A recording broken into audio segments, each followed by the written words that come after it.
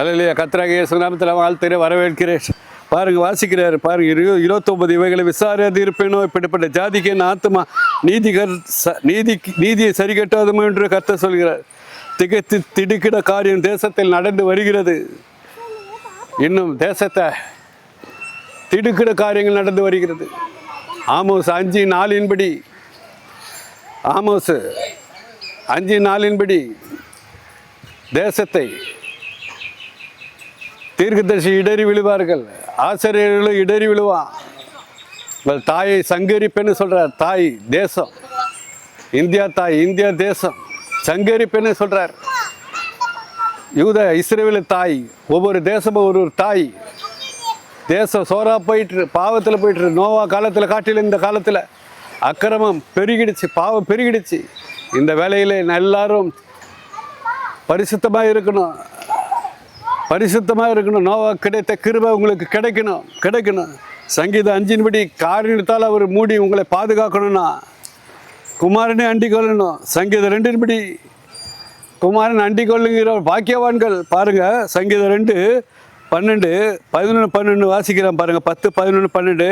இப்பொழுது ராஜாக்களே உணர்வடையுங்கள், பூமியின் நியாயாதிபதிகளை எச்சரிக்கையாருங்கள். பிதாவே சொல்றார், பரலோக பிதாவே சொல்றார். பூமியின் ராஜாக்களே, நியாயாதிபதி உங்களை பார்த்து சொல்றார். பூமியின் ராஜாக்களே, நியாயாதிபதிகளே, பயத்துடன் கர்த்தரை செவியுங்கள், நடுக்கத்துடனே களி கூறுங்கள்.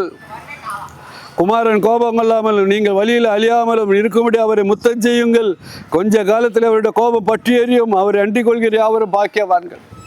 அவர் அண்டிக் கொள்கிற யாவரும் பாக்கியவான்கள். இன்னும் கொஞ்ச காலத்தில் குமாரனுடைய கோபம் பற்றி எறியும். பிதாவானவரே சொல்றார் சங்கீதம் 2. சீயோன் மலையில் என் ராஜாவே அபிஷேகம் பண்ணி வைத்திருக்கிறேன்னு சொல்றார். குமாரனை கர்த்தராகிய இயேசு என் ராஜாவே அபிஷேகம் பண்ணி வைத்திருக்கிறார். அவருடைய கோபம் இன்னும் பற்றி எரிய போகுதுன்னு சொல்றார். பிதாவே சொல்றாரு.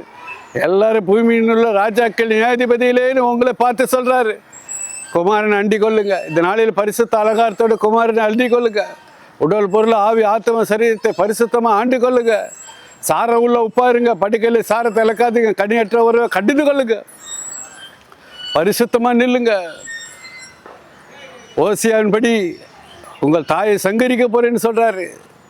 எல்லாரும் இந்த நாளிலே பரிசுத்த அலங்காரத்தோடு கர்த்தரை தொழுது கொள்ளணும். கர்த்தரை தொழுது அவரே அண்டிக் கொள்ளும். சுகபோகத்தை விரும்பாதீங்க, படுகு சுகத்தை விரும்பாதீங்க, குடி பழக்கம் கஞ்சா பழக்கம் எடுத்து விரும்பாதீங்க.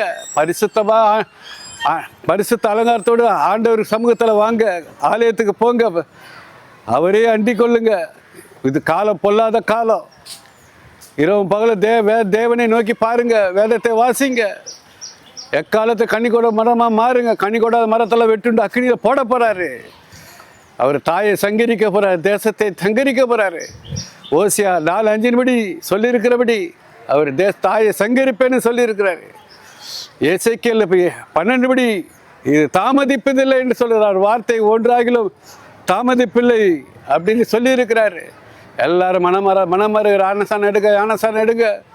கர்த்தரையே அண்டிக் கொள்ளுங்க. கர்த்தராகிய இயேசு அண்டிக் கொள்ளுங்க. எங்களை அருமையான பரலோக பிதாவே, இந்த அருமையான வேலையில் உங்களுடைய பாத மட்டும் தாழ்த்தி ஜெபிக்கிறோம் ராஜா. ஜெபிக்கிறோம்.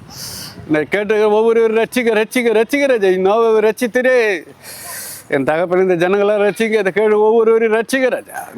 ரட்சிப்பு முடியாது. எல்லாரும் மூடி வரைத்து பாதுகாத்து கொள்ளுங்க. பாதுகாத்து தேவைகளை சந்திக்க. இயேசு நாமத்தில் ஜெபிக்கிற ஜெபங்களில் பிதாவே. ஆமென். அல்லேலூயா.